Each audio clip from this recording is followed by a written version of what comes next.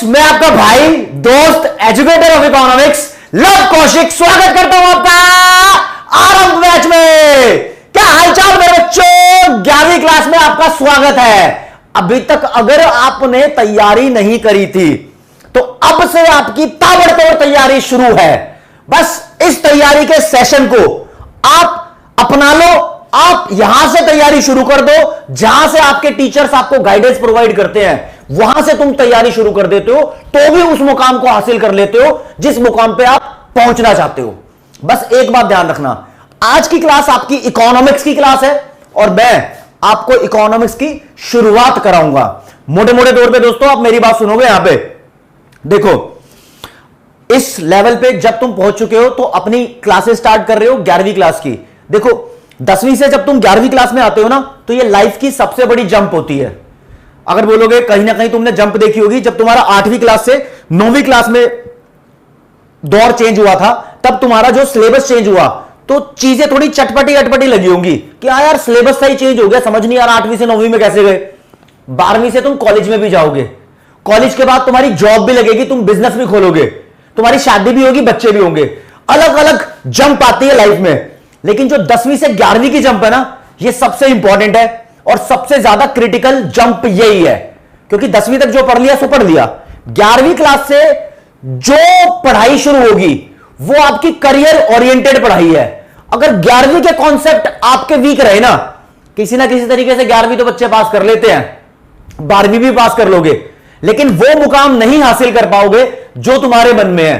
अपना सपना सच करना है तो 11वीं क्लास से ही सीरियस होकर पढ़ाई करनी बहुत जरूरी है। दुनिया बोलेगी ये कर ले, वो कर ले, खेल ले, कूद ले, लेकिन तुम्हें अपने मन को कंट्रोल करना सीखना पड़ेगा। मन पता है एक खतरनाक चीज है, वो बार बार दूर भागता है, तुम्हें उसको बार बार बुलाना होगा। वो बार बार दूर भागेगा, तुम बुलाओगे, तुम्हें पढ़ाई से दूर भगाएगा, तुम उसको बुलाओगे। एक दिन ऐसा आएगा जब तुम्हारा मन तुम्हारे काबू में आ जाएगा और वो आपकी बात सुनने लगेगा। जो दिन वो होगा ना उस दिन से तुम्हारा कंसंट्रेशन लेवल दूसरों से ऊपर होगा। दूसरे मतलब जो एवरेज जिनसे हम कंपेयर कर रहे हैं, आप अपने हिसाब से अपनी चीजों को मैनेज कर पाओगे। पता है, एक छोटी सी एग्जांपल के थ्रू आपको बात बताता हूं। मेरा एक दोस्त है जो मेरा साथ नहीं दे रहा। अगर वो मेरा साथ दे लेना तो मैं सब कुछ पा सकता हूं जो मैं चाहता हूं। वो मेरी हेल्प नहीं कर रहा, वो मेरे को रातों को सोने नहीं देता और पूरे दिन मुझे आलस में रखता है, मेरे को मेरा टाइम टेबल बनाने नहीं देता, मेरे को मेरे करियर के लिए सीरियस नहीं होने देता। वो मेरा दोस्त पता है कौन है? वो मैं खुद हूं। जिस दिन मैंने खुद अपना साथ देना शुरू कर दिया ना उस दिन मुझे आगे बढ़ने से कोई नहीं रोक सकता। बच्चों के मन में यही बात है। तो वेरी गुड बाउंडलेस ब्रेन, सारे बच्चे तैयार हैं? आज की क्लास में आपको बता दूं मैं, हेलो एवरीवन, आकाश, जॉन, किंग, ओहो बहुत सारे नाम है यहां पे तो भाई, आदर्श, अंशु, आदित्य, आर्यन, ठीक है जी। तो दोस्तों आपको बताता हूं 11वीं क्लास में मैं आपको इकोनॉमिक्स पढ़ाऊंगा। इकोनॉमिक्स की भी एक बात होती है, देखो सबसे नंबर 1 बात, कुछ बोर्ड ऐसे होते हैं पूरे भारत के अंदर जो 11वीं क्लास में माइक्रो इकोनॉमिक्स और स्टैटिस्टिक्स की 2 बुक्स पढ़ाते हैं। कुछ बोर्ड ऐसे होते हैं जो 11वीं क्लास में स्टैटिस्टिक्स के साथ इंडियन इकोनॉमिक डेवलपमेंट वाली बुक पढ़ाते हैं। तो हम यहां पर सीबीएसई बोर्ड भी और स्टेट बोर्ड भी दोनों बोर्ड को कवर करने वाले हैं, लेकिन मैं आपको आज माइक्रो इकोनॉमिक्स पढ़ाऊंगा, जिसको अभी तक स्कूल भी स्टार्ट हो चुके होंगे जब आप मेरी क्लास देख रहे हो ना, ठीक है। स्कूल में ही बहुत कुछ हल्ला मच चुका होगा, बहुत सारे कॉन्सेप्ट हो चुके होंगे, काफी सारी चीजें अगर तुम्हारे दिमाग में नहीं घुस रही अब घुसनी शुरू हो जाएगी। तुम्हें पता लग जाएगा कि कॉमर्स वाला का लेवल क्या है। तो आज की क्लास से आपको प्यार हो जाएगा। चलो जी, हां जी, ठीक है दोस्तों, चलो जी फिर बढ़ते हैं आगे। मैं आपके सामने माइक्रो इकोनॉमिक्स से पहला चैप्टर जिसका नाम है इंट्रोडक्शन टू माइक्रो इकोनॉमिक्स लेकर आया हूं और ये आज आपका पहला लेक्चर है इस चैप्टर का। लेकिन मेरा मानना यह है जो आपको भी बिल्कुल कोऑर्डिनेशन में लेके चलेगा, बिल्कुल आपके साथ तालमेल बना के मुझे चलना है। तो पहले एक बार जान लेते हैं कि माइक्रो इकोनॉमिक्स में आखिर है क्या। क्योंकि देखो जब तुम्हें अपनी मंजिल को पाना है ना तो मंजिल तक जाने का रास्ता तुम्हें पता होना चाहिए, वरना दर दर भटकते भटकते शायद मंजिल ना मिले। तो माइक्रो इकोनॉमिक्स पढ़नी है, ये तुम्हारा टारगेट है तो इस टारगेट में आखिर है क्या? देखो, जब भी कोई नया नया सिलेबस तुम स्टार्ट करते हो तो बेसिकली शुरू में उसका इंट्रोडक्शन पढ़ते हो। और मुद्दे की बात आपको बता दूं मैं कि ये 9वीं और 10वीं वाली इकोनॉमिक्स नहीं है, उससे बहुत आगे की इकोनॉमिक्स है। यहां आपको ध्यान रखना होगा, जब तुम पढ़ते जाओगे तो तुम्हें ध्यान रहेगा, अरे हां ये इकोनॉमिक्स का लेवल है क्या भाई, है? तो ये तो बहुत टेक्निकल आइटम हो गया यहां पे।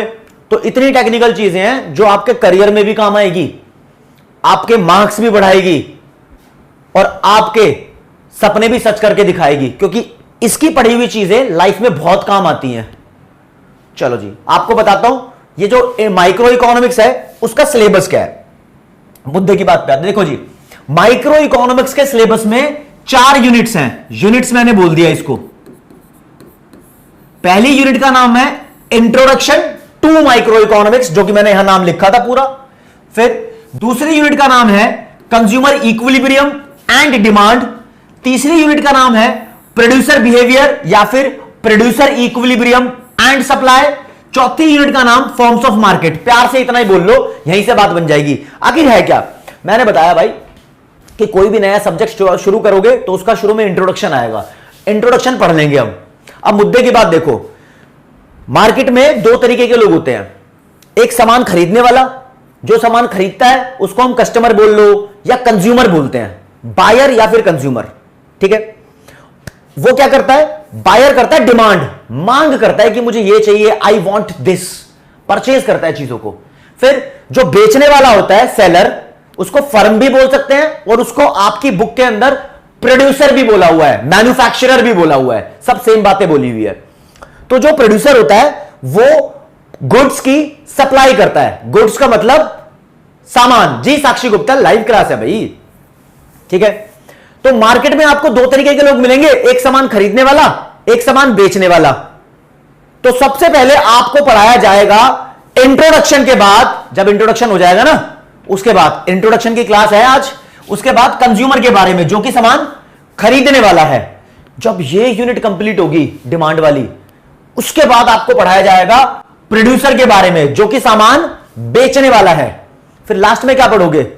जहां पे ये दोनों मिलेंगे, बायर भी और सेलर भी, उस मार्केट को, उसको बोलेंगे मार्केट। हाँ, ऑब्वियसली मार्केट ही बोलेंगे। तो उसके बाद आप मार्केट के बारे में पढ़ोगे। तो ये आपकी यूनिट्स हैं। लेकिन दोस्तों ये यूनिट है, एनसीईआरटी में 4 यूनिट गिवन है। अब हर यूनिट के अंदर अलग अलग चैप्टर भी हैं। अब तुम्हारे स्कूल में कोई भी बुक रेफर कराई हो, पूरे इंडिया के अंदर बहुत सारी बुक्स के स्कूल के अंदर पढ़ा रहे हैं। कहीं आईसी ढिंगरा से पढ़ा रहे हैं, कहीं एसके अग्रवाला से पढ़ा रहे हैं, कहीं संदीप गर्ग से पढ़ा रहे हैं, कहीं टीआर जैन, वीके ओहरी से पढ़ा रहे हैं। बहुत सारे राइटर्स हैं, ऑथर्स हैं, कहीं राधा बहुगुणा है, ठीक है, बहुत सारे हैं। इवन जितने मैंने नाम लिए हैं उससे कहीं और ज्यादा भी है, पढ़ा रहे हैं। सुभाष डे से भी पढ़ा रहे हैं, बहुत सारे नाम है। लेकिन जो एनसीईआरटी के है वो ये यूनिट्स हैं। बाकी हर एक ऑथर ने, चाहे मान लो टीआर जैन है, उसने अपनी यूनिट के अंदर अपने हिसाब से चैप्टर बना दिए। किसी राइटर ने इस यूनिट का एक ही चैप्टर रखा है, किसी राइटर ने इस यूनिट के अंदर 3 चैप्टर क्रिएट कर दिए।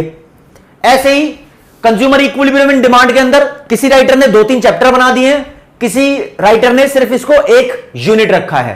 तो आपको क्या करना है, आप चाहे उसको चैप्टर वाइज पढ़ रहे हो, लेकिन आपको ध्यान में रखना है कि इंट्रोडक्शन टू माइक्रो इकोनॉमिक्स में चाहे आपकी बुक में 1 चैप्टर हो, 2 हो या 3 हो, लेकिन ये एक अकेली यूनिट है, एक अकेली यूनिट है ये बात क्रिस्टल क्लियर हो जाने चाहिए। इससे आपको एक लेवल ऑफ नॉलेज बढ़ने का कॉन्फिडेंस मिलता है। क्या कॉन्फिडेंस? तुम्हें पता लग गया। अब जो तुम्हारे कंपेटिटर्स हैं, जो तुम्हारे कंपटीशन में बच्चे आते हैं, स्कूल आते हैं, कि तुम्हारा सिलेबस कैसा है, उसका सिलेबस कैसा है, ये तो पता ही है, लेकिन तुम्हें क्या क्या पढ़ना है और उनको क्या क्या पढ़ना है। तुम्हारी बुक में अलग चैप्टर है, उसकी बुक में अलग चैप्टर है, क्या फर्क पड़ता है? पढ़ तो सेम यूनिट रहे हैं, ठीक है। और कोई बच्चा अगर मेरे से यहां पूछे, yes Jaswinder Singh, state board भी है, चश्मा उतार लेता हूं, थोड़ा सीरियस मोड आ गया। कोई बच्चा अगर मुझसे पूछे कि सर सबसे बढ़िया किताब कौन सी है, तो भाई कोई प्रॉब्लम नहीं है, सारी किताब बढ़िया है, सबके अंदर बढ़िया कंटेंट लिखा हुआ है, बस थोड़ा लैंग्वेज का फर्क होता है। किसी में थोड़ी सी मुश्किल लैंग्वेज यूज हो रखी है, किसी में थोड़ी इजी लैंग्वेज यूज हो रखी है। तो स्टूडेंट टू स्टूडेंट पे फर्क पड़ता है कि उसको कौन सी लैंग्वेज पसंद आ रही है, ठीक है। दूसरी बात, हम आपके साथ क्या कर रहे हैं, मैं आपको पढ़ाऊंगा इकोनॉमिक्स का एक चैप्टर, जब वो कंप्लीट हो जाएगा तो उस क्लास में आपको हैंड रिटन नोट्स भी मिल जाएंगे। जैसे मैं क्लास लूंगा, क्लास के बाद आपको एक डेली प्रैक्टिस पेपर मिलेगा, यानी जो मैंने आज क्लास में पढ़ाया है आपको, उसके बेसिस पे आपको कुछ क्वेश्चन सॉल्व करने होंगे। वो क्वेश्चन अगर आपसे सॉल्व हो गए तो ठीक है, नहीं हुए तो उसके सॉल्यूशन भी आपको गिवन होंगे, यानी आपको आइडिया हो जाएगा कि आप कितना सीखे हो आज की क्लास से। फिर जब ये चैप्टर कंप्लीट होगा तो हैंड रिटन नोट्स भी मिलेंगे, और जो यहां पर लिखता हूं ये सब आपको मिलेगा, आप देख लेना पीडीएफ सेक्शन में जाके आपको ये सब चीज मिल जाएगी, नोट्स वाले सेक्शन में जाके। ठीक है जी, ओके रिपोर्ट है। आज की क्लास को दोस्तों शुरू कर रहे हैं, बहुत इंपॉर्टेंट टॉपिक्स आपके लिए लेकर आया हूं। आप देखोगे तो ये पहली यूनिट है, मैंने नाम ले दिया था। अब इस यूनिट के अंदर आपको जो टॉपिक्स आज पढ़ाऊंगा कुछ कीवर्ड्स जो बच्चों को जानने बहुत जरूरी होते हैं। ये कीवर्ड जान लोगे तो एंड तक की इकोनॉमिक्स के बहुत सारी चीजें क्लियर कर लोगे, जिंदगी भर तक कंफ्यूज कभी नहीं रहोगे इकोनॉमिक्स को लेकर, समझे। फिर टाइप्स ऑफ इकोनॉमी, फिर मीनिंग ऑफ इकोनॉमिक्स, और एक स्केर्सिटी होता है। उसके अलावा आप कुछ और बातें भी पढ़ पाओगे, मैं बताऊंगा बीच में। देखो जी, मुद्दे की बात करते हैं। ऐसे कुछ बहुत सारे शब्द हैं जो आपको सेम से लगते हैं, आपको उसका मीनिंग भी सेम लगेगा, लेकिन उसके बीच में अंतर होता है। क्या अंतर होता है? हाँ आदर्श कुमार, बिल्कुल टेंशन मत लो। ठीक है जी, ये कुछ वर्ड लिखे हुए हैं, economical, economic, economist, econometrics, economics और इकोनॉमी। ये सारे शब्द सेम से लग रहे हैं, लेकिन भाई इन सभी शब्दों के अंदर अंतर है बहुत बड़ा। ये आगे तुम्हारी किताब में जगह जगह पर इस्तेमाल होंगे, इसी का करेंगे उसको भी, जहां जगह पर इस्तेमाल होंगे। और एक बच्चा अगर शुरुआत में ही इन सभी वर्ड्स को क्रैक कर ले तो वो बहुत अच्छे से इकोनॉमिक्स को समझ सकता है आगे। ये बात है ना यार, मैं भी पढ़ा हूं, देखो 11वीं 12वीं ऑब्वियसली मैंने भी करी है, 2010 से इकोनॉमिक्स पढ़ा रहा हूं, आज 13 साल हो गए इकोनॉमिक्स पढ़ाते पढ़ाते। अपने एक्सपीरियंस का कतरा आपके साथ शेयर करना चाहता हूं। मेरे टीचर्स ने भी मुझे इकोनॉमिक्स पढ़ाई स्कूल में, लेकिन मेरे मन के अंदर खुद ये बातें हैं कि अगर ये डिटेल मेरे टीचर मुझे शुरू में दे देते तो इकोनॉमिक्स मुझे और अच्छे तरीके से कम टाइम में क्लियर हो जाती, कोई दिक्कत परेशानी नहीं आती। ठीक है, तो अब मेरी बात सुनो, चलो जी वर्ड लिखे यहां पर, इनको क्रैक करते हैं और पेन वाइट यूज करूंगा। इकोनॉमिकल का मतलब क्या होता है भैया? इकोनॉमिकल का मतलब होता है सस्ता, जो चीज चीप हो, जो चीज आपको सस्ती लगती हो आप बोल सकते हो ये आइटम इकोनॉमिकल है। और सही शब्द इसके लिए इस्तेमाल करूं, जो चीज आपके बजट में हो, जो चीज आप अफोर्ड कर सकते हो। तो एक खतरनाक और तहलके वाला वर्ड इसके लिए है अफोर्डेबल। तो आप इंग्लिश बोलते समय इस वर्ड को यूज कर सकते हो, यार ये आइटम तो बड़ा इकोनॉमिकल है, मतलब ये फोन इकोनॉमिकल है, इसको ले लेते हैं, मतलब ये फोन अफोर्डेबल है, इसको परचेज कर सकते हैं। ये फोन यार आउट ऑफ बजट है, आउट ऑफ बजट मतलब नॉन इकोनॉमिकल, बजट में नहीं आ रहा। ठीक है जी, ओके रिपोर्ट है जी, आगे बढ़ते हैं। दूसरा वर्ड है इकोनॉमिक। यार इकोनॉमिक का मतलब होता है मनी रिलेटेड। मनी रिलेटेड क्या? मनी रिलेटेड कोई भी मुद्दा हो जिसका संबंध पैसों से हो तो आप बोल सकते हो ये मैटर मनी रिलेटेड है। कोई व्यक्ति या कोई कंपनी अगर समाज की सेवा करनी चाहती हो तो आप बोलोगे इसके पीछे कोई इकोनॉमिक मोटिव नहीं है, सोशल वेलफेयर, समाज की सेवा। हमारे देश की सरकार का नॉन इकोनॉमिक मोटिव होता है, मतलब वो मनी रिलेटेड मोटिव नहीं रखते, वो देश की सेवा में ही सारा काम करते हैं। सारी कंपनी, बेसिकली ज्यादातर कंपनीज का मोटिव इकोनॉमिक मोटिव होता है, मतलब पैसों का मोटिव होता है, सब प्रॉफिट कमाना चाहते हैं, समझ रहे हो।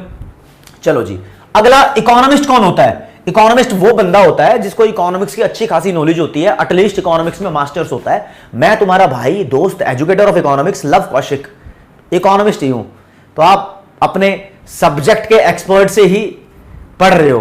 ठीक है जी, चलो जी। फिर इकोनोमेट्रिक्स, ये शब्द तुम्हें बहुत कम देखने को मिलेगा। जो बच्चे इकोनॉमिक्स में स्पेशलाइज हो जाते हैं, जो 11th 12th के बाद इको ऑनर्स कर रहे होते हैं, तो इको ऑनर्स यानी इकोनॉमिक्स ऑनर्स का जो ग्रेजुएशन का कोर्स होता है उसमें एक सब्जेक्ट होता है इकोनोमेट्रिक्स। इसमें इकोनॉमिक्स और मैथ्स को मिक्स करके पढ़ाया जाता है। ठीक है, अगला इकोनॉमिक्स क्या होता है? ये एक सब्जेक्ट है भैया आपका, इसको ही आज मैं बताऊंगा ये क्या होता है, ठीक है। सिंपल। अब परेशान करने वाला शब्द इकोनॉमी क्या होता है। इकोनॉमी से आज की क्लास की शुरुआत करेंगे। What is economy. कोई बंदा अगर मेरी बात प्यार से सुने ना तो मैं एक लाइन में इस वर्ड का मतलब उसको क्लियर कर दूं। इकोनॉमी क्या होता है, क्लियर कट। देखो जी, इकोनॉमी का मतलब होता है एरिया, दैट्स इट, कहानी यहीं खत्म। जैसे कि शब्दों का इस्तेमाल कैसे होता है यार, इंडियन इकोनॉमी अलग है, चाइनीज इकोनॉमी अलग है और अमेरिकन इकोनॉमी अलग है, ये तीनों इकोनॉमी अलग है। तो क्या कहना चाहता है कवि इन लाइनों के थ्रू ये कहना चाहता है कि इन तीनों देशों का एरिया, रहने सहने का ढंग, सब कुछ अलग है। यहां पर लोग अलग तरीके से रहते हैं, अलग तरीके से पैसा कमाते हैं। बस इकोनॉमी के अंदर पैसे की बात जरूर करते हैं, इस बात को ध्यान रखना। धीरे धीरे चैप्टर आगे बढ़ते रहेंगे तो हमें पता लगता रहेगा कि पैसा कैसे आया, ठीक है। चलो जी, अब मुद्दे की बात। चलो, इकोनॉमी पता लगा लिया कि इकोनॉमी एक ऐसा एरिया है जहां पर हम रहते हैं। कौन? हम लोग रहते हैं यार, वेयर पीपल लिव, और थोड़ा पैसा भी कमाते हैं, अर्निंग की बात भी यहां पर होती है। दिल्ली की इकोनॉमी अलग है और मुंबई की इकोनॉमी अलग है, समझ गए ना। दिल्ली की इकोनॉमी मतलब एरिया जहां पर हम रहते हैं और पैसा कमाते हैं, दैट्स इट। चलो जी, प्यारी सी डेफिनेशन लिखी है इकोनॉमी की। It refers to the area where people live and earn. Live का मतलब रहना, अर्न का मतलब कमाना। बस ठीक है, बढ़िया, मस्त, रापचिक, है ना। अब देखो भैया, यहां पर शुरुआत होती है कंपैरिजन की। कंपैरिजन करूंगा चश्मा पहन के। चलो जी, देख लो।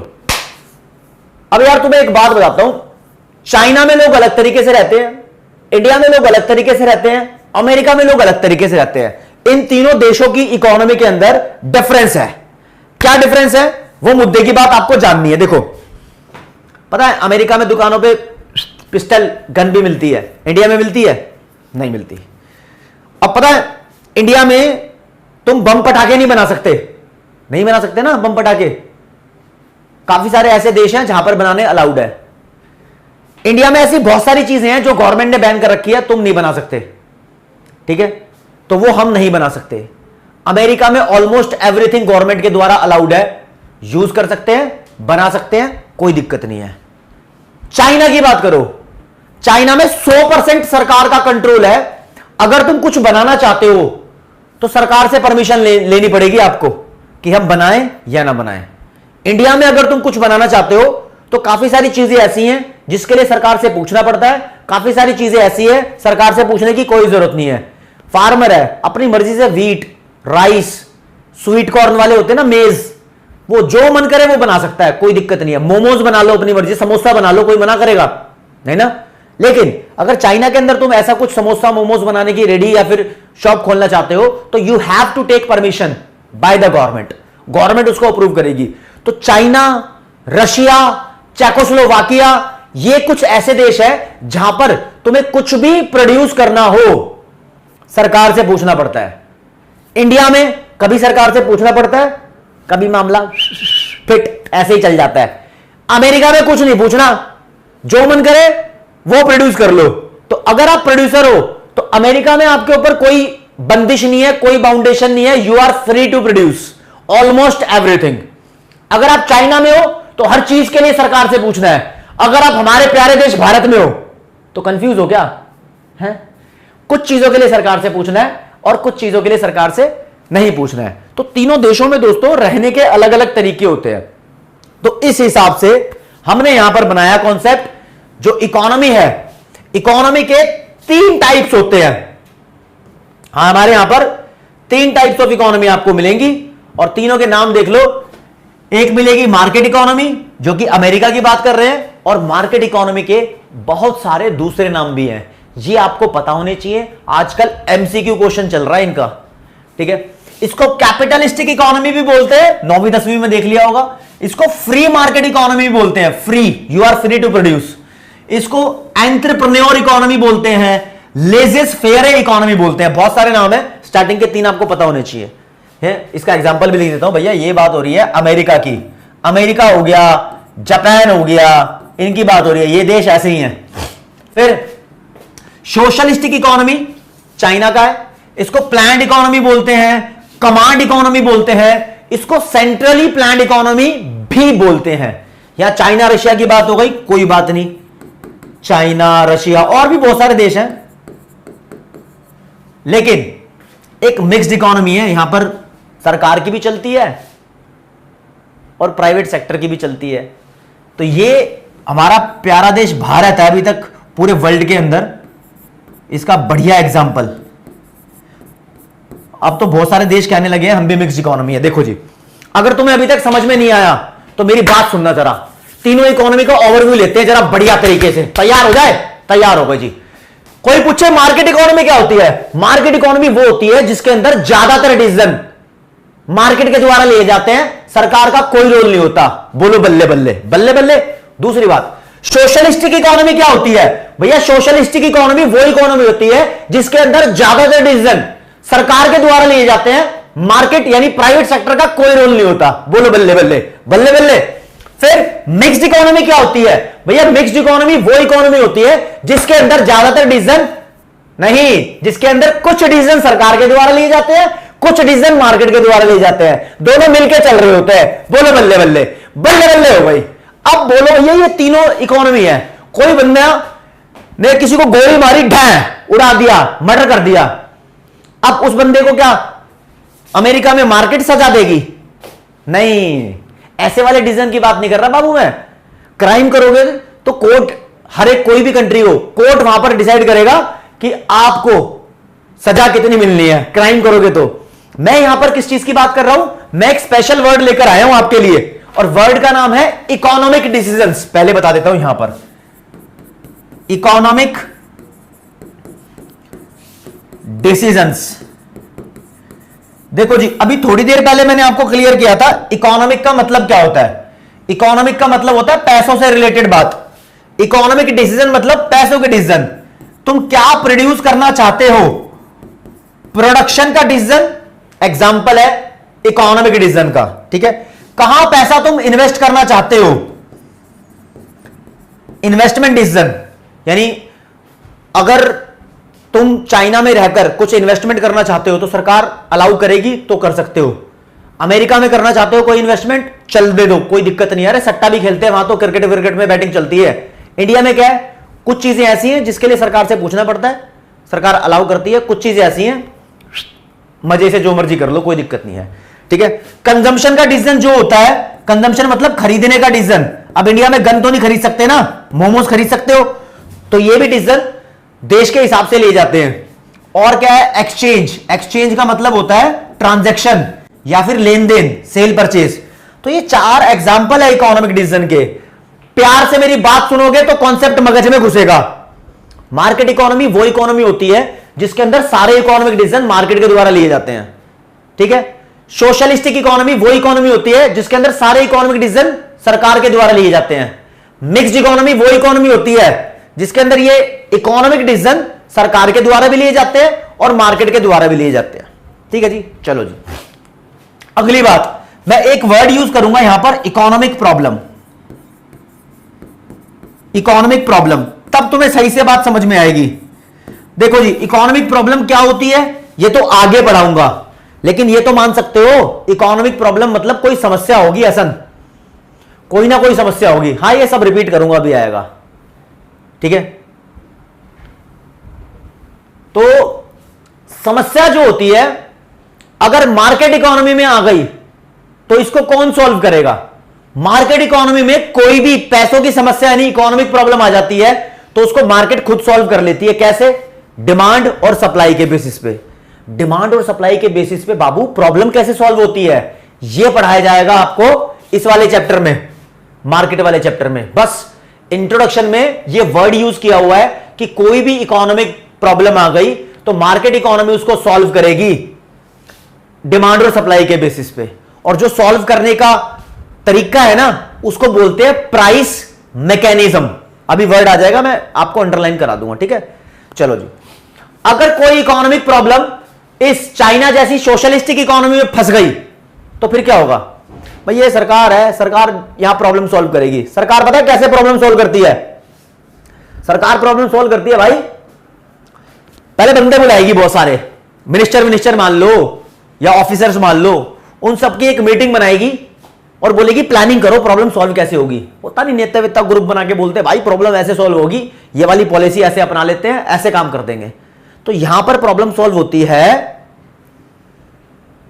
प्लानिंग के बेसिस पे। ये प्लानिंग करते हैं, एक अथॉरिटी बनाई जाती है, मतलब एक ग्रुप बनाया जाता है, अथॉरिटी, वो प्रॉब्लम सॉल्व करती है। ठीक है जी, चलो जी अब पढ़ना शुरू कर देते हैं डिटेल में। मिक्स्ड इकोनॉमी में प्रॉब्लम दोनों मिलकर सॉल्व करते हैं, सरकार भी और मार्केट भी। पहले नंबर पर मार्केट इकोनॉमी। सर जी आपने बहुत सारी बातें बोल ली, पेपर में क्वेश्चन आएगा तो लिखेंगे कैसे? आयुष भाई देखो, बोल रहा है मार्केट इकोनॉमी की डेफिनेशन बताओ, तो लिख दिया it refers to the economy where all economic decision are taken by the market only, there is no role of government. साफ सीधी बात, जैसा मैंने मुंह से बोला वैसा यहां लिखा हुआ है। यह एक ऐसी इकोनॉमी है जहां पर सारे इकोनॉमिक डिसीजन मार्केट के द्वारा लिए जाते हैं। ठीक है जी, ओके रिपोर्ट है। और टीना ये इंडियन इकोनॉमी नहीं है, this is micro economics. Okay चलो जी, अगर यहां कोई इकोनॉमिक प्रॉब्लम आ गई तो सॉल्व कैसे होगी? तो लिखते हैं economic problems are solved by the market forces. Market में फोर्स होती है, मार्केट में दो बंदे होते हैं ना, एक सामान खरीदने वाला, एक सामान बेचने वाला। जो सामान खरीदने वाला होता है उसके पास फोर्स होती है डिमांड की, डिमांड करता है ना वो, गुस्से वाली फोर्स नहीं। ठीक है, जो सामान बेचने वाला होता है ना उसके पास फोर्स होती है सप्लाई की, मतलब पावर वाली नहीं, सप्लाई की फोर्स। वो सामान बेचने की फोर्स, उसके पास सामान खरीदने की फोर्स। तो डिमांड और सप्लाई दो मार्केट फोर्स होती है। तो क्या लिखा है? Economic problems are solved by the market forces of demand and supply. कैसे सॉल्व होती है? ये यूनिट 4 में डायग्राम बना के पढ़ते हैं, और इस सॉल्व करने के तरीके को बोलते हैं दोस्तों, this is called price mechanism. एक नंबर का क्वेश्चन बन सकता है। ठीक है जी, ऐसी इकोनॉमी, अमेरिका और जापान जैसी इकोनॉमी का मेन मोटिव होता है प्रॉफिट मैक्सिमाइजेशन। तो its main motive is profit maximisation. Example America और जापान। यूएसए का मतलब यूनाइटेड स्टेट्स ऑफ अमेरिका। कैसे नाम पढ़ाइए? यूनाइटेड का मतलब होता है इकट्ठा करना, रौनक कुमार बताऊंगा वो भी। ठीक है, यूनाइटेड का मतलब होता है इकट्ठा करना। और स्टेट्स ऑफ अमेरिका, अमेरिका में स्टेट्स हैं 50 स्टेट्स हैं, इंडिया में तो 28 है। 50 स्टेट्स को इकट्ठा किया तो उसको बोल दिया यूएसए। कोई दिक्कत नहीं, कोई टीआर जैन हो, किसी पे संदीप गर्ग हो, सुभाष डे हो, वीके ओरी हो, कोई प्रॉब्लम नहीं है। एसके अग्रवाल हो, कोई नहीं है। एनसीईआरटी है, नाइस। ठीक है जी, हाँ वेद आर्यन भाई। ठीक है, अब ये डिमांड और सप्लाई, तनिष, दोनों के मीनिंग आपके पास अलग अलग यूनिट में आएंगे, पूरे डेप्थ में। देखो कैसे, इस वाली यूनिट में तुम्हें डिमांड ही पढ़नी है पूरी, इस वाली यूनिट में सप्लाई पढ़नी है पूरी, और जल्दी जल्दी तुम्हारे, हाँ बढ़िया बढ़िया बढ़िया तरीके से हो जाएगा। चलो जी, वीडियो क्वालिटी कम ऑन लाइव में नहीं, रिकॉर्डेड में हो जाएगी। और तुम्हें खास बात है, जो ये क्लास आपको मिल रही है इसकी रिकॉर्डिंग भी आपके पास सेव हो जाएगी। आप इसको जितनी मर्जी बार, जहां भी, जब चाहे तब देख सकते हो। आपको जितनी मर्जी बार कोई भी कॉन्सेप्ट रिपीट करना है, रिपीट कर सकते हो। बल्ले बल्ले है, हो गए बल्ले बल्ले। अगले पूछते हो कॉन्सेप्ट भैया। मैंने बता दिया आपको टाइप्स ऑफ इकोनॉमी में मार्केट इकोनॉमी। अब पहुंच गए प्लान्ड इकोनॉमी, चाइना में पहुंच गए। इसको सोशलिस्टिक इकोनॉमी भी तो बोलते हैं राजा, बिल्कुल बोलते हैं। पेन का कलर थोड़ा संतरी कर लेते हैं, ऑरेंज। इसकी डेफिनेशन क्या होती है? It refers to the economy where all economic decisions are taken by the central government. That's it. Market नहीं लेती, सेंट्रल गवर्नमेंट। और देखो दोस्तों, याद करना बहुत आसान है। इसकी डेफिनेशन में सेंट्रल गवर्नमेंट लिखा है और मार्केट इकोनॉमी की डेफिनेशन में मार्केट लिखा था, बस एक ही वर्ड चेंज है। समझ रहे हो? ओके चलो जी आगे। इकोनॉमिक प्रॉब्लम कैसे सॉल्व होंगी? Economic problems are solved by the centrally planned authority. Centrally planned authority बनाई जाती है on the basis of planning, on the basis of planning. Planning के बेसिस पे यहां पर प्रॉब्लम सॉल्व हो जाती हैं, कोई दिक्कत वाली बात नहीं है। ठीक है, अब सरकार की चल रही है, सरकार बोल रही है मैं जो बोलूंगा वही करना है भाई, तो सरकार जो बोल रही है वही करना पड़ेगा। तो सरकार हमेशा देश के लोगों का भला चाहती है, तो सरकार बोलती है कि हमारा ऑब्जेक्टिव रहता है सोशल वेलफेयर, तो its main motive is social welfare. Example China, Russia, Libya, Czechoslovakia, बहुत सारे एग्जांपल है पूरी दुनिया के अंदर इसके अंदर। ठीक है, प्रशांत वर्मा कोई बच्चा पूछे कि व्हाट इज प्राइस मैकेनिज्म, तो price mechanism is a method of solving economic problem through market forces of demand and supply. That's it. ये जो मैंने लाइन रिपीट करी है, चाहे तुम्हें समझ में ना आई हो, लेकिन जब भी क्लास को रिपीट करोगे तो कॉपी में लिखने की जरूरत भी नहीं है, क्योंकि पहले लिखी हुई है और बताया भी कि यूनिट 4 में इसको प्रॉपरली एक्सप्लेन किया जाएगा। ठीक है जी, कोई दिक्कत नहीं है। आगे आ जाओ जी, मिक्स्ड इकोनॉमी के ऊपर बात हो रही है, तो ये दोनों की मिक्स है, तो क्या it refers to the economy where economic decision are taken by both market and government. Mix कर दिया। Economic problem are solved by both market and government.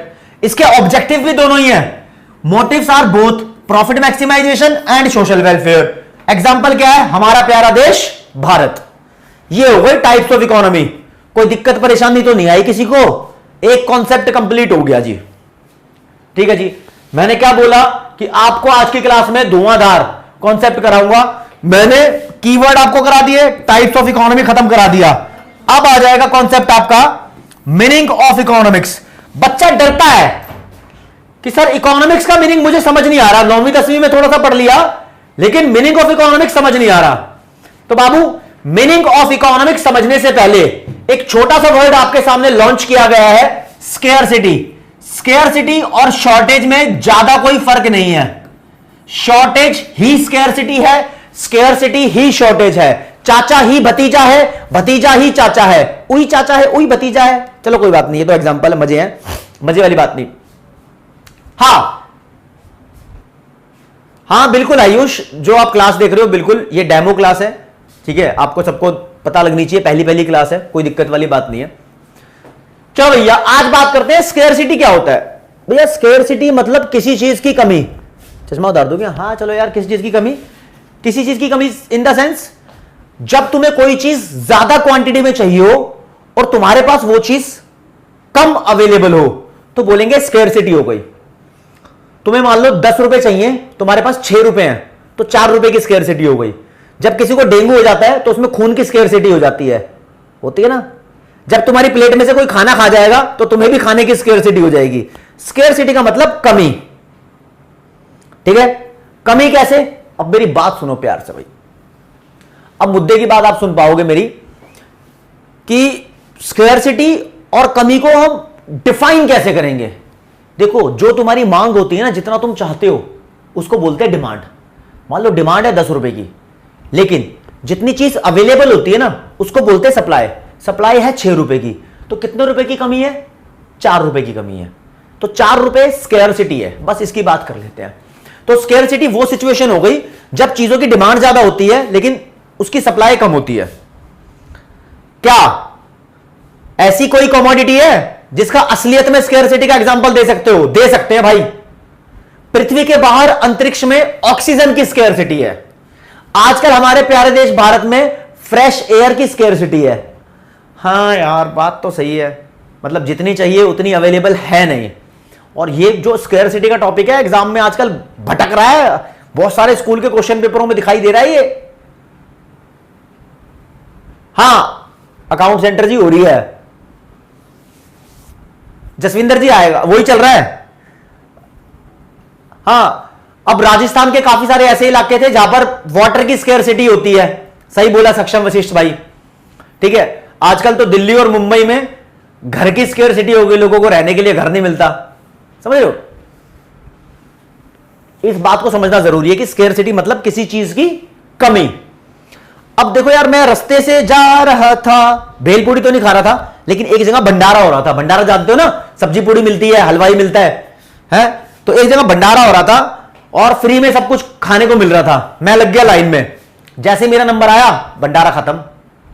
तो मेरे लिए भंडारे की स्केयरसिटी हो गई राजा, खाने को नहीं मिला, भंडारे की स्केयरसिटी हो गई, है ना। तो इससे यह प्रूव होता है जो चीज फ्री में मिल रही हो, स्केयरसिटी उस चीज की भी हो सकती है। समझे? देखो यार, एक बात मुद्दे की आपको बताता हूं, पहले डेफिनेशन कर लो।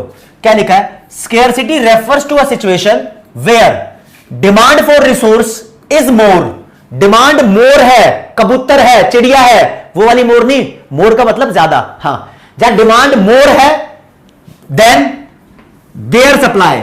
सप्लाई का मतलब अवेलेबिलिटी। अवेलेबिलिटी, ठीक है। Even at zero price level, zero price का मतलब फ्री, लिख भी दिया। इवन का मतलब भी, चाहे वो चीज फ्री की हो, फ्री की होने के बावजूद भी उसकी स्कैरसिटी हो सकती है। भंडारे का एग्जांपल देके बता दिया, लाइव करंट एग्जांपल, लेकिन पेपर में मत लिख के आना स्कैरसिटी का। खैर आपसे एग्जांपल नहीं पूछेगा, असलियत में तो वाटर की स्कैरसिटी और ब्लड की स्कैरसिटी या फिर ऑक्सीजन की स्कैरसिटी, फ्रेश एयर की स्कैरसिटी, ये बड़े बड़े एग्जांपल है। समझ रहे हो, ऑक्सीजन भी तो फ्री में ही है। समझे? तो मुद्दे की बात आपको समझ में आ गई। अब बच्चे क्या है, नॉर्मली इसको डिफाइन कैसे करते हैं, स्कूल के अंदर सिखा देते हैं। बाबू स्कैरसिटी का मतलब क्या होता है ये बता दिया, लेकिन स्कूल के अंदर ना फील लेते हैं बच्चे, बोलते हैं लैक ऑफ समथिंग, भैया लैक ऑफ समथिंग, ये स्कैरसिटी है। हमें प्यार की कमी है, प्यार की स्कैरसिटी है। अरे धोखे की भी स्कैरसिटी है। कुछ खाओ ना खाओ, दुनिया में जिस बंदे ने धोखा खाया है ना, वो फेल नहीं होता। समझ रहे हो, क्योंकि उसके बाद का उसका जो मूड होता है ना, वो एकदम सीरियस हो जाता है। वो कहता है ना, ठुकरा के मेरा प्यार मेरा इंतकाम देखेगी। तो यही होता है लाइफ के अंदर।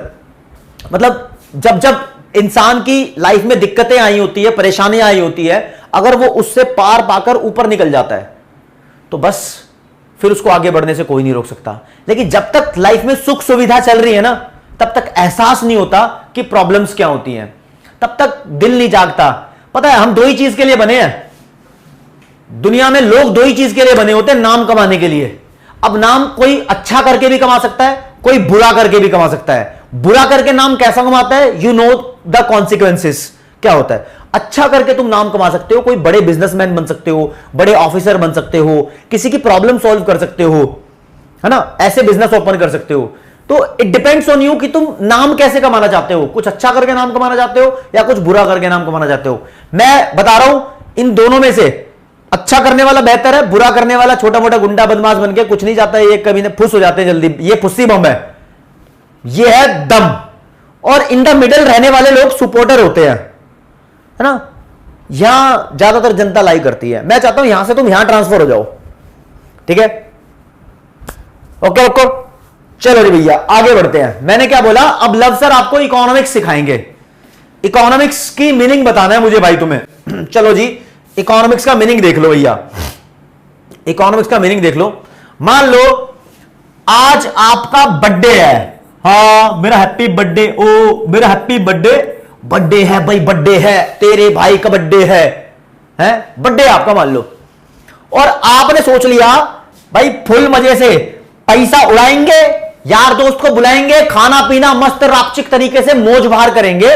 और आपने प्लान बना लिया और देखा भैया मेरे इतने फ्रेंड होंगे, इस वाले रेस्टोरेंट या होटल में जाएंगे पार्टी करने और ये खाने पीने के आइटम मंगाएंगे, 10,000 का बिल बनेगा।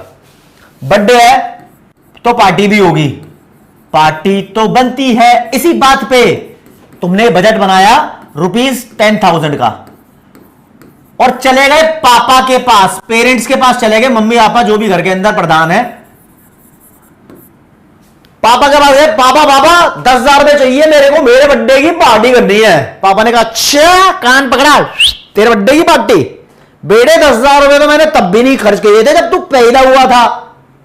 ऐसे कान खींचा, डंडा दिखाया और हाथ में दे दिया एक 500 का नोट। पापा ने बोला ये पकड़ 500 रुपए और अब तू जा पार्टी कर ले। आपका दिमाग घूमेगा, दिमाग चक्कर खाएगा, यार ये क्या हुआ मेरी जिंदगी में। फिर क्या होगा, फिर तुम सोचोगे इतने सारे फ्रेंड्स मैंने बुलाए थे, 10,000 का बजट रखा था, अब नंबर ऑफ फ्रेंड कम कर दे, एक दो दोस्त बुला ले। अब मुर्ग मुसल्लम, रोगन जोश, शाही पनीर, दाल मखनी, शामी कबाब, बिरयानी, ये सब नहीं खिला पाएंगे। अब सिर्फ छोले भटूरे खिला दे या मोमोज खिला दे, है ना, पेप्सी एप्सी पिला के नक्की करेंगे। तो तुमने दिमाग घुमाया, तुम्हारे दिमाग के अंदर डिसीजन चले। तो जब तुम ये सोच रहे हो ना, जो जो तुम्हारे दिमाग में चल रहा है इस पैसों की शॉर्टेज की वजह से, ये 10,000 चाहिए थे, तुम्हारी डिमांड थी 10,000 की, पापा ने सप्लाई करी 500 की, तो तुम्हारी जिंदगी में आ गई स्केयरसिटी। स्केयरसिटी की सिचुएशन में तुमने जो जो चॉइसेस ली हैं, अपने नंबर ऑफ फ्रेंड कम किए हैं ना, खाने पीने के आइटम को सेक्रीफाइस किया है, जो जो चॉइसेस तुम्हारे द्वारा ली गई है उन चॉइसेस को बोलते हैं इकोनॉमिक्स। इकोनॉमिक्स क्या होता है? स्केयरसिटी की प्रेजेंस में चॉइस लेना। तो what is economics? It is making choices in the presence of scarcity. ऐसे कैसे? ऐसे कैसे सर? रियल लाइफ एग्जांपल बताओ। मैं बता रहा हूं, सरकार के साथ देख लो। सरकार टैक्स का पैसा वसूलती है, सरकार लोगों से टैक्स के रूप में पैसा वसूलती है, ठीक है। सरकार को क्या करना होता है? सड़क बनवानी होती है, ब्रिज बनाने होते हैं, हाईवे बनाने होते हैं, हॉस्पिटल है, स्कूल है। अब मान लो सरकार को उम्मीद है कि 10,000 करोड़ रुपया जनता से टैक्स के रूप में आएगा, लेकिन जनता निकली चोर, टैक्स भरा नहीं, सिर्फ 500 करोड़ रुपया सरकार जनता को, मतलब जनता ने सरकार को टैक्स के रूप में दिया। तो सरकार का दिमाग घूमेगा, सरकार फिर कुछ ब्रिज नहीं बनवाएगी, कुछ रोड नहीं बना पाएगी, कुछ स्कूल नहीं बनेंगे, है ना। तो सरकार को भी तो डिसीजन लेने पड़े। तो ये जो डिसीजन थे, ये जो चॉइसेस थी, इसको इकोनॉमिक्स बोलते हैं। इकोनॉमिक्स हर जगह है, क्योंकि हर जगह चीजें अनलिमिटेड नहीं है, लिमिट में चीजें हैं, इसलिए जो जो तुम सोचते हो वो सब इकोनॉमिक्स है। तो इकोनॉमिक्स को अगर एक लाइन में डिफाइन करना है तो कैसे करेंगे? ये रे जी, मीनिंग ऑफ इकोनॉमिक्स थारे सामने बड़े प्यारे शब्दों में लिखा है। Economics refers to making choices in the presence of scarcity. In the presence of scarcity. किसी किताब में लिखा है भाई कि economics is the study of human behaviour. किसी किताब में कुछ लिखा है, किसी किताब में कुछ लिखा है। तुम ये डेफिनेशन लिख के आओ, कोई माइका लाल नहीं जो तुम्हारी डेफिनेशन गलत कर दे, बिल्कुल सही डेफिनेशन है। समझ रहे हो? समझे? ओके रिपोर्ट है? चलो जी, इतनी बात बच्चों को क्लियर कट समझ में आ जाती है। आज मैं आपको माइक्रो इकोनॉमिक्स और मैक्रो इकोनॉमिक्स का डिफरेंस नहीं करा रहा हूं, ये बातें अगली क्लासेस के लिए हैं। मैं तुम्हारे दिमाग के अंदर बेस क्रिएट कर रहा हूं। जिस तरीके से मैं पढ़ा रहा हूं ना, मेरा साथ पकड़ लोगे तो उस रेलगाड़ी में बैठ जाओगे जो तुम्हारे करियर की नैया पार लगाएगी। मैं पढ़ाने के साथ साथ बाबू आपको आपकी क्लास में करियर से रिलेटेड गाइडेंस भी दूंगा। जिस बच्चे के पास मैथ्स है उसको भी बताऊंगा, जिसके पास मैथ्स नहीं है उसको भी बताऊंगा। करियर तुम्हारा इकोनॉमिक सब्जेक्ट में कैसे बनता है, या बिजनेस स्टडीज में, या अकाउंटेंसी में कैसे बनता है, यहां नहीं पढ़ाऊंगा। 11वीं में, 12वीं में सीए तक पढ़ाऊंगा। समझ रहे हो? वहां तक पढ़ाऊंगा, सरकारी नौकरी तक के आपको तरीके बताऊंगा कि किस तरीके से सरकारी नौकरी लगती है। बस तुम्हें मेरी बातें माननी है। समझ रहे हो जी? मैंने क्या बोला आपको? आज की क्लास में क्या कराऊंगा? मोटा मोटा मुद्दा देख लो जी। दोबारा आपको याद दिलाता हूं, आज मैंने वादा क्या किया था आपको जी। मैंने वादा किया आपको keywords, types of economy, economics और स्केयरसिटी, ये कॉन्सेप्ट कराऊंगा। मैंने आपको ये सारे कॉन्सेप्ट करा दिए, ठीक है। सारे के सारे कॉन्सेप्ट आपको मैंने करा दिए, कोई दिक्कत वाली बात नहीं है। अब मेरी बात तुम सुनोगे तो एक बात ध्यान रखना कि आपके पास इकोनॉमिक्स के मीनिंग के बाद एक नया टॉपिक आएगा जिसे बोलते हैं हम इकोनॉमिक प्रॉब्लम। दुनिया में सबसे बड़ी प्रॉब्लम कौन सी है? अरे कोई भी प्रॉब्लम हो, फर्क नहीं पड़ता, लेकिन एक बात बताऊंगा आपको, वो जरूर लगेगा कि हां भाई ये सबसे बड़ी प्रॉब्लम है। चाहे किसी के पास पैसे की प्रॉब्लम हो, चाहे रोटी की प्रॉब्लम हो, चाहे करियर की प्रॉब्लम है, चाहे किसी के नंबर नहीं आ रहे हैं, चाहे किसी के दोस्त कम है, चाहे किसी के दुश्मन ज्यादा है, चाहे किसी की कोई फ्रेंड है, चाहे किसी का कोई फ्रेंड नहीं है, यह प्रॉब्लम नहीं है। सबसे बड़ी प्रॉब्लम है दुनिया में चॉइस की प्रॉब्लम। चॉइस की प्रॉब्लम दुनिया में सबसे बड़ी प्रॉब्लम है। ये जो चॉइस लिखा है ना, ये रहा, ये दुनिया में सबसे बड़ी प्रॉब्लम है। कैसे? अभी रिसेंटली तुम इस प्रॉब्लम से गुजरे हो। कैसे गुजरे हो? 10वीं क्लास पास की थी जी। प्रॉब्लम क्या थी? प्रॉब्लम ये थी कि तुम्हारे सामने चॉइस थी, ह्यूमैनिटीज ले लो, कॉमर्स ले लो, साइंस ले लो, वोकेशनल ले लो, या डिफरेंट स्टेट में डिफरेंट स्ट्रीम होती है। समझ रहे हो? नहीं हर्षित, स्टेट गवर्नमेंट नहीं, सेंट्रल गवर्नमेंट।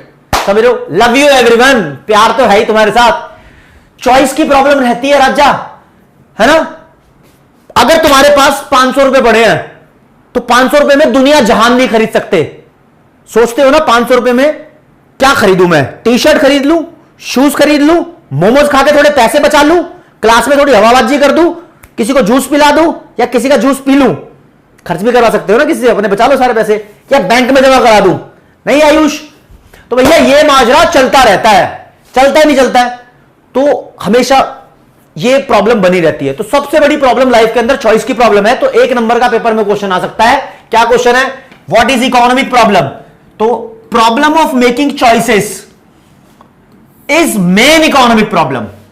देख रहे हो, इको की डेफिनेशन लिखी है, problem of making choices in the presence of scarcity. ये डेफिनेशन ऑफ इकोनॉमिक्स है, लेकिन व्हाट इज इकोनॉमिक प्रॉब्लम का क्वेश्चन आ गया तो problem of making choices in the presence of वो नहीं लगाना, प्रॉब्लम ऑफ मेकिंग चॉइसेस ही सबसे बड़ी इकोनॉमिक प्रॉब्लम है। कैसे? ये इकोनॉमिक प्रॉब्लम क्यों आई तुम्हारी जिंदगी में? क्यों तुम्हें चूज करना पड़ा आर्ट्स, साइंस और कॉमर्स के बीच में? क्यों चूज करना पड़ा दोस्तों? इसलिए चूज करना पड़ा क्योंकि जिंदगी लिमिटेड है।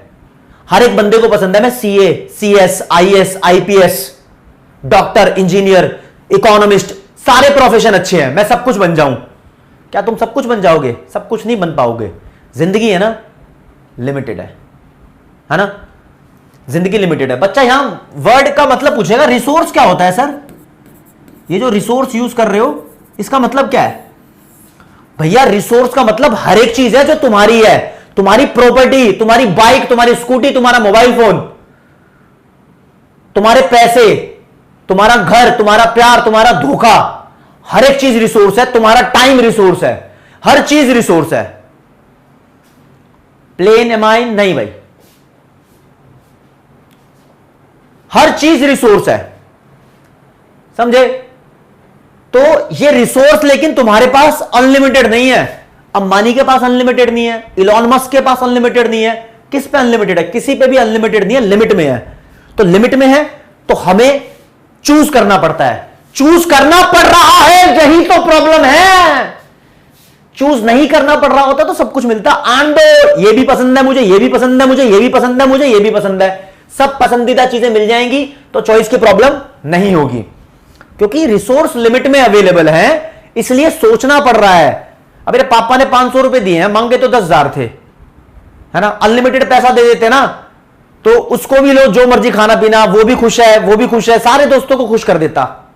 नहीं हो पा रहा ना, ठीक है, नहीं हो पा रहा। मेरी बात समझो। तो क्या किया? चॉइस हुई। चॉइस ही तो सबसे बड़ी प्रॉब्लम है। अब चॉइस तुम्हें, वाई चॉइस? चॉइस क्यों लेनी पड़ती है? चॉइस तुम क्यों ले रहे हो? क्वेश्चन मार्क आ गया, ये पेपर का क्वेश्चन है भैया। चॉइस तुम इसलिए ले रहे हो क्योंकि रिसोर्स तुम्हारे पास लिमिट में अवेलेबल है, लिमिटेड रिसोर्सेस है। अगर रिसोर्स अनलिमिटेड हो ना, जिंदगी अनलिमिटेड हो, तो बंदा एक बार सीए भी बनेगा, सीएस भी बनेगा, IAS, IPS, IFS, IRS, income tax officer, government job, economist, नेता, एमपी, एमएलए, प्रधानमंत्री, फिर डॉक्टर, फिर इंजीनियर, सारे काम कर ले, जवानी बरकरार रहे जिंदगी भर। नहीं, आर्ट्स भी करे, साइंस भी करे, कॉमर्स भी करे, सब कुछ नहीं कर सकते। लाइफ लिमिट में है, रिसोर्स लिमिट में भाई, इसलिए यह प्रॉब्लम है। मुद्दे की बात लो, देखो आपको और एग्जांपल से सेट करके बताता हूं। आपके पास रिसोर्स लिमिटेड है, इसलिए आपको चॉइस लेनी पड़ रही है, लेकिन हमारा मन चंचल है, मन दौड़ता रहता है। अगर मन भी लिमिट में सोचे ना तो भी ये प्रॉब्लम ना हो। अगर तुम बचपन से सोच के बैठे हो कि मुझे सीए बनना है, तो तुम्हारे दिमाग में कभी साइंस का ऑप्शन आएगा ही नहीं, या ह्यूमैनिटीज का ऑप्शन आएगा ही नहीं, या पायलट का ऑप्शन नहीं आएगा, डॉक्टर इंजीनियर का ऑप्शन आएगा ही नहीं। दिमाग बड़ा चालू चलाक तेज आइटम है ना। तो इसलिए ये हमारा मन भी है ना, बहुत कुछ चाहता है, अनलिमिटेड वांट्स, हमारी वांट्स बहुत ज्यादा है। इंसान का मन चंचल है, समझ रहे हो। सुमरा खान ने पूछा सर रिसोर्स लिमिट में क्यों है? इसका रीजन नहीं है बाबू, ये तो फैक्ट है, रिसोर्स आर लिमिटेड, समझ रहे हो, ये तो सच्चाई है। तो रिसोर्स लिमिटेड है लेकिन हमारी वांट अनलिमिटेड है, अनलिमिटेड ह्यूमन वांट्स, ये कारण है। अगर मैं चुपचाप से ये सोचूं, देखो भैया दूध वाला हूं मैं, भैंस है मेरे पास, भैंस एक दिन में 10 लीटर दूध देती है मेरी, समझ रहे हो। तो मेरे पास तब भी चॉइस की प्रॉब्लम है। क्यों? दूध से क्या बना सकता हूं? दूध से मैं घी, मक्खन, दही, चाय, कॉफी, पनीर, चीज, लस्सी, बहुत कुछ बना सकता हूं। सब कुछ नहीं बन सकता 10 लीटर से। घी जरा सा बनेगा 10 लीटर मिल्क से, सब कुछ नहीं सोच सकता यार मैं। तो इसलिए मुझे चॉइस लेनी पड़ेगी, क्योंकि मेरे पास दूध लिमिटेड है, अनलिमिटेड दूध नहीं है। अनलिमिटेड दूध दुनिया में किसी के पास नहीं है। अगर तुम्हारे पास 1000 लीटर भी दूध है ना, तो भी जब तुम उस लेवल पे पहुंच जाओगे तुम्हें वो भी लिमिट में लगेगा। अभी किसी बंदे के पास 500 रुपए हैं, उसका मजा आ जाता है, बड़े हो जाओगे, तुम्हारे पास 5 करोड़ रुपए होंगे, तब भी तुम्हें लगेगा नहीं यार ये कम है, 5 करोड़ रुपए में तो कई जगह घर भी नहीं आता, कई जगह नहीं आता। चलो, तुम्हारी वांट अनलिमिटेड है, इसलिए भी ये प्रॉब्लम आई है। अगर दूध के मान लो भाई बहुत सारी चॉइस मिल गई तुम्हें, घी, पनीर, लस्सी, तुम जो जो बना सकते हो, लेकिन तुम सोच के बैठे हो ना दूध आएगा तो मेरे को सिर्फ उससे पनीर बनाना है, सिर्फ पनीर बनाना है। अगर तुम्हारी अनलिमिटेड वांट्स नहीं है तो भी ये प्रॉब्लम नहीं आती। ये प्रॉब्लम, अच्छा मेरी बातों में आ रहे हो तुम, धीरे धीरे क्वेश्चन बताऊंगा कैसा आएगा, तब तुम्हें बात क्लियर भी होगी। मेन बात क्या है, सबसे बड़ी मेन मुद्दे की बात सुनो। अगर दूध बोलता कि मुझसे सिर्फ पनीर बनेगा, दूध बोलता कि मुझसे सिर्फ पनीर बनेगा, तो क्या तुम चाय, कॉफी, लस्सी, घी, चीज इनके बारे में सोच पाते? नहीं सोच पाते। रिसोर्स ने खुद अपने बारे में बताया कि मेरे बहुत सारे इस्तेमाल हैं, तो इसलिए हमारा मन चंचल हुआ। 10वीं क्लास के बाद खुद बोल रही है सरकार कि तुम आर्ट्स भी कर सकते हो, साइंस भी कर सकते हो, कॉमर्स भी कर सकते हो, इसलिए दिमाग घूम रहा है। अगर यह रूल बना होता कि 10वीं के बाद सीधी कॉमर्स होती तो चॉइस की प्रॉब्लम नहीं आती। अरे रिसोर्स ने खुद हमें ऑप्शन दिए हैं, ऑप्शन का मतलब बोलता है ऑल्टरनेटिव्स। रिसोर्स ने खुद हमें ऑल्टरनेटिव दिए हैं, श्रुति है 1-2 दिन के लिए है बस, और कुछ नहीं है, ठीक है। ये ऑल्टरनेटिव्स हमें रिसोर्स खुद दे गया, इसलिए चॉइस है, अगर नहीं देता तो नहीं आती। अच्छा Deepanshu Gupta ji, कॉटिलियंस are also here, ठीक है जी, ठीक है जी, कोई दिक्कत वाली बात नहीं है। अब मैं आपको एक बात बताता हूं, आपके पेपर में 3 नंबर का क्वेश्चन आएगा, बताओ जी इकोनॉमिक प्रॉब्लम के कौन कौन से कारण हैं, कॉजेस है। ये इकोनॉमिक प्रॉब्लम जो चॉइस की प्रॉब्लम है ना, क्यों आई, एक एक करके बताता हूं। सर इसलिए आई है क्योंकि रिसोर्स लिमिटेड है, इसलिए आई है क्योंकि ह्यूमन वांट्स अनलिमिटेड है ना, और इसलिए आई है कि रिसोर्सेज के ऑल्टरनेटिव यूज भी होते हैं। ऑल्टरनेटिव का मतलब मैनी यूजेस। दूध से तुम बहुत कुछ बना सकते हो, लस्सी, चाय, कॉफी, पनीर, सब कुछ ना। अगर दूध से सिर्फ पनीर बनता तो प्रॉब्लम ही नहीं आती चॉइस की। अगर एक चीज का एक ही यूज होता तो प्रॉब्लम ही नहीं आती चॉइस की, समझ रहे हो, प्रॉब्लम ही नहीं आती चॉइस की, एक चीज का एक यूज होता तो, लेकिन बहुत सारे यूज है। तो 3 नंबर का क्वेश्चन आएगा, व्हाट आर द कॉजेस, तो ये 3 लाइन लिखे ना, आपको नंबर मिल जाएंगे। बच्चा बोलेगा सर सलमान भाई इसको एक्सप्लेन नहीं करना क्या? बाबू एक्सप्लेन भी करना है, हैंड रिटन नोट्स में आपको मिल जाएगा, टेंशन वाली बात नहीं है। लेकिन अगर क्वेश्चन में बोला है सिर्फ स्टेट करो एक्सप्लेन मत करो, तो एक्सप्लेन मत करना। आएगा दीपक मिश्रा जी, उसकी भी टेंशन मत लो। चलो जी कोई बात नहीं, मैनी यूजेस हो गए। अब देखो ये जो स्टार्टिंग की 2 प्रॉब्लम है ना, इनको मर्ज करते हैं। Human wants are unlimited, want मतलब डिमांड, डिमांड अनलिमिटेड है मतलब डिमांड ज्यादा है, ये बढ़ा दिया डिमांड को मैंने। रिसोर्स अवेलेबल कम है, यानी रिसोर्स की सप्लाई कम है, तो सप्लाई कम है। तो भैया जब डिमांड ज्यादा होती है सप्लाई कम होती है, इस सिचुएशन को हम बोलते थे पहले स्केयरसिटी, बोलते थे ना स्केयरसिटी। ये सबसे बड़ा कारण है, रूट कॉज है इकोनॉमिक प्रॉब्लम का। देखो जी क्या करा रहे हो लव सर, इतना पचड़ा क्या? भाई तुम्हारे पेपर की तैयारी करा रहा हूं। पेपर में क्वेश्चन आता है इकोनॉमिक प्रॉब्लम के रीजन कौन से हैं, तीनों लिख दो।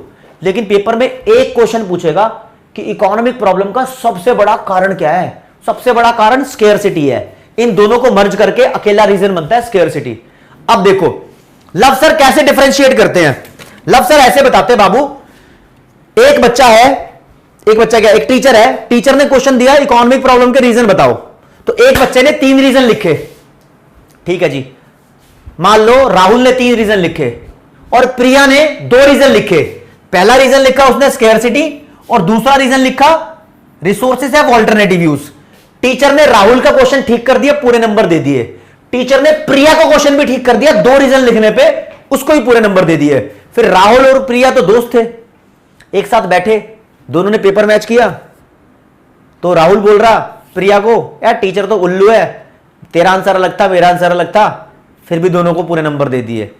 भाई प्रिया ने सिखाया राहुल टीचर उल्लू नहीं है, आंसर ये भी ठीक है आंसर ये भी ठीक है, मेरा एक पॉइंट है ना स्केयरसिटी, वो तेरे दोनों पॉइंट को कवर कर रहा है। तो लव सर ये भी दिखाते हैं कि दोनों स्टूडेंटों के आंसर थोड़े थोड़े अलग अलग बन रहे हैं, तो भी टीचर पूरे नंबर देता है। लैंग्वेज डिफरेंस होता है, तो लैंग्वेज ये भी तुम्हें पता होना चाहिए, एक स्मार्ट स्टूडेंट की स्किल होती है ये, समझ रहे हो। तो दोस्तों यहां पर आज तक के जो मैं आइटम मैंने बोले थे टॉपिक्स, उससे ज्यादा ही आपको करा दिया। उम्मीद करता हूं कि तुम्हारा प्यार मुझे मिलेगा, क्योंकि मैं चाहता हूं कि तुम बोर ना हो। समझ रहे हो? अब मेन बात बताता हूं। देखो जी, ये आपका आरंभ 2.0 बैच है, उसकी माइक्रो इकोनॉमिक्स की पहली क्लास थी। ठीक है, माइक्रो इकोनॉमिक्स देखो इकोनॉमिक्स में बहुत बड़ा लफड़ा है। काफी सारे स्कूल्स या बोर्ड ऐसे हैं जो 11th क्लास में माइक्रो इकोनॉमिक्स नहीं प्रेफर कराते, तो उन बच्चों के लिए हम स्टैटिस्टिक्स और इंडियन इकोनॉमिक डेवलपमेंट कराएंगे आगे। ठीक है, कराएंगे भाई, एक ही क्लास में, सब कुछ नहीं होगा। हाँ, इंडियन इकोनॉमिक डेवलपमेंट, ठीक है जी, ओके, कराएंगे। वो इंडियन इकोनॉमिक डेवलपमेंट मैं ही कराऊंगा, स्टैटिस्टिक्स तान्या मैम पढ़ाएगी। ठीक है, ओके, रिपोर्ट है। चलो जी, आगे कोई बात नहीं, मैंने आपको जो टॉपिक कराने थे वो करा दिए। अब मामला आ जाता है क्विज का। क्विज, क्योंकि ये एमसीक्यू बेस्ड क्वेश्चन आप कर लोगे तो आपको थोड़ा सा एक कॉन्फिडेंस होता है। अभी क्या है, जो ये क्लास आप लोगों ने देखी है, ये क्लास यूट्यूब पर भी चल रही है और हमारी ऐप पर भी चल रही है। ऐप वाले बच्चे टेंशन में ना आओ, ये जस्ट एक हम पर्पसफुली ये चीज कर रहे थे, तो यहां पर आज हमने चला के देखी है। इसका मतलब ये नहीं कि पूरा बैच यूट्यूब पे आएगा, समझ रहे हो? एक आधी क्लास से कोई फर्क पड़ता नहीं है, समझे? ये दिखाना था जो ऐप पे जो बच्चे हैं कि वो किस लेवल की एजुकेशन ले रहे हैं। ठीक है जी, हाँ जी साक्षी गुप्ता, एक एक बताऊंगा।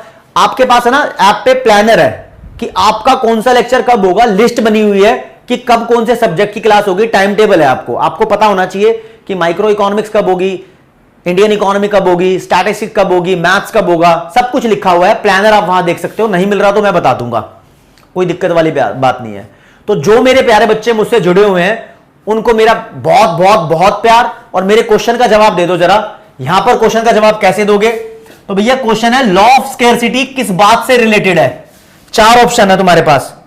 पहला, states that the want of consumer will never be satisfied completely. Law of scarcity बोल रहा है कि जो कंज्यूमर की वांट है वो कभी भी सेटिस्फाई नहीं होंगी। ऐसा होता है? हाँ, जनरली ऐसा ही होता है। या लॉ ऑफ स्केर्सिटी फांसी की सजा देता है? ऐसा तो कोई कानून नहीं है, क्राइम वर्ल्ड थोड़ी पढ़ रहे हैं। ठीक है, या it is only for Pakistan, या लॉ ऑफ स्केर्सिटी सिर्फ पाकिस्तानी चोरों के लिए है, या फिर it is not for rich and developed countries. जो स्केर्सिटी है, शॉर्टेज की जो प्रॉब्लम है, वो अमीर देशों के लिए नहीं है। ऐसा नहीं है, आपको इसका जवाब देना है। और मैं यहां पर पोल स्टार्ट कर रहा हूं। इस पोल को वही बच्चे एक्सेस कर पाएंगे जो हमारी ऐप पर है। यूट्यूब वाले बच्चे इसमें ABCD करके मुझे बता सकते हैं, ABCD करके लाइव चैट कमेंट सेक्शन में कि इसका क्या आंसर है।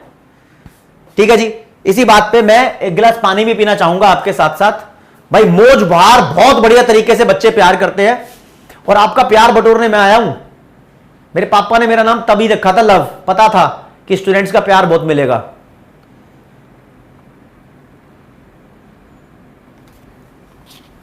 Very good guys. देखो जी, स्केर्सिटी की प्रॉब्लम दुनिया में सभी कंट्री के लिए है, चाहे वो डेवलप्ड हो चाहे अंडर डेवलप्ड हो, कोई मैटर नहीं करता। ठीक है, तो ये बोलता है कि कंज्यूमर के साथ हमेशा ही कोई ना कोई पनौती बनी रहेगी, उसकी वांट्स जिंदगी भर सेटिस्फाई होती नहीं है। तो ए इज द राइट आंसर।